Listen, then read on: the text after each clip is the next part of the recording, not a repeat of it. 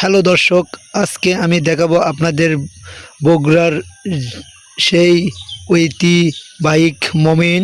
তো আপনারা দেখতে পাচ্ছেন যে এখন আমরা মমিনের ভিতরে প্রবেশ করতেছি। তো আপনারা আমার এই ভিডিওর সঙ্গে থাকুন এবং মমিনের দৃশ্যগুলো একটু আপনাদের মাঝে ফুটিয়ে তুলব। তো আপনারা দেখতে থাকুন।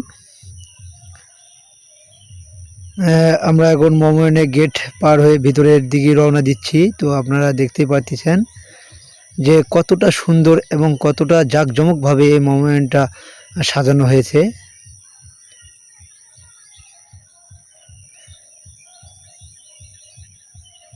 তো এখানে আসলে আপনাদের এত ভালো লাগবে তা বলে বোঝানো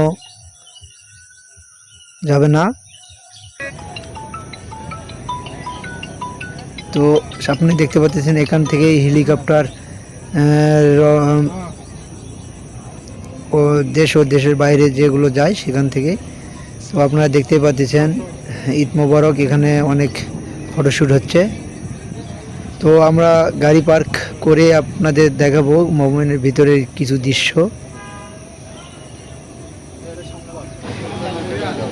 মনিরুল ইসলাম আমাদের সামনে, আপনারা সামনে দেখতে পাচ্ছেন দোলনাতে দোল খাচ্ছে। তো অনেক সুন্দর মজা এবং আনন্দ উপভোগ করতেছে।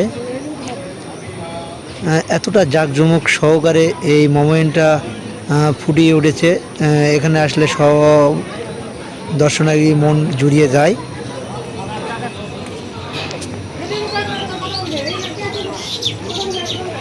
তো আমাদের টিম দেখতে পাচ্ছেন যে আমরা এখন ভিতরের দিকে একটু রওনা দিচ্ছি। বেশিক্ষণ থাকতে পারবো না, আবার অন্য জায়গায় যাব। তো জাস্ট শুধু এমনি একটা ভিতরে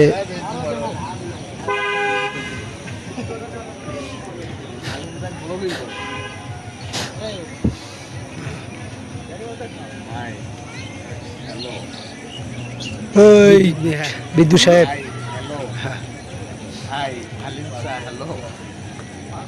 এটা হলো আমাদের টিম।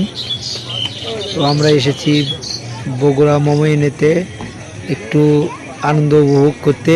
ঈদ মানে আনন্দ, সেই আনন্দ উপভোগ করতে আমরা এসেছি সেই মমিনের ভিতরে।